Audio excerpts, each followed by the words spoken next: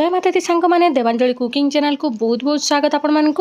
आज आउ थे पुणी मुझे सहित तरभुज चोपार गोटे नुआ रेसिपी शेयर करी। सेमती 3-4टा रेसिपी शेयर कर सारी आपण मैंने तो आहरी फिंगु नथिबे या निहाती बनईकी खाऊे। आज पुणी आउ गोटे नुआ रेसिपी तरभुज चोपार चटणी बनईकी आपण मान सहित शेयर करुच्ची।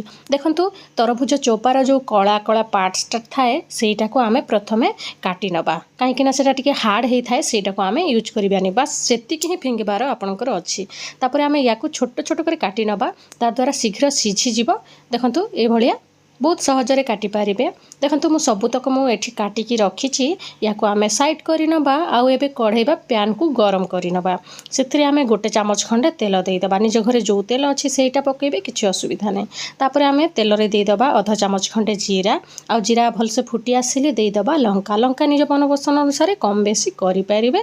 तापर एथिरे रसुण 8-10 कोला खंडे रसुण देई दबा, ता द्वारा फ्लेवर बहुत भला आसी थाए। तापर आमे याकू किछि समय भाजी नबा। टिके नाली पड़ी आसिले आमे एथिरे देई दबा कटा पियाज।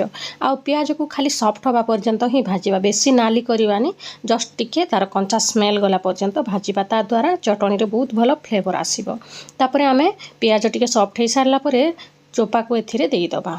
देखंतु मो सबुतक एथिरे देईकी याको आउ थरे किछि समय गोळेई नवा। फ्लेम को एबे आमे हाई रखिबा, ता द्वारा टिके पानी अंश बेसी थाए ना, सेटा मरि जिवो। तापर एथिरे आमे स्वाद अनुसार लूण देईकी आहुरी किछि समय गोळेइबा।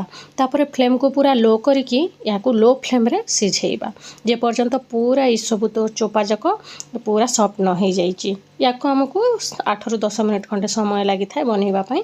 देखंतु भल से पूरा सिझी गलानी। एबे आमे किछि समय याको आहुरी गोळेइबा।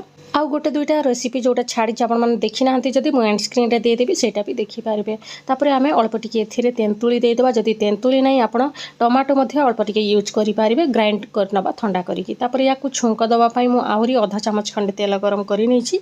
आउ सेथिरे दे देछि आधा चामच खंडे सोरिष टिके फुटी आसिले सुखिला लंका दे दबा आउ हिंग दे दबा। तार द्वारा फ्लेवरटा बहुत भलो आसीबो। तापर टिके भृसंग पत्र दबा। आपण सेमति भी खाई पारिबे, किंतु छुंक देले आहुरी चटणी रो टेस्ट को पूरा द्विगुणित कर दिए। तापर आमे चटणी उपर याकू ढाली नबा। देखिले ना सांग माने केते सहजरे फिंगी दउथिबा जिनिस को आमे केते टेस्टी रेसिपी बनैकी खाई पारुचे। काहे कि फिंगिबा, सेति पई आपण ए भलिया थरे बनैकी देखिबे आ मते कमेंट करबा पई जमार भूलिबेनी। देखा हबो नेक्स्ट वीडियो रे आ गोटे नुआ रेसिपी सहित। वीडियोटी शेष पर्यंत देखि तार बहुत बहुत धन्यवाद।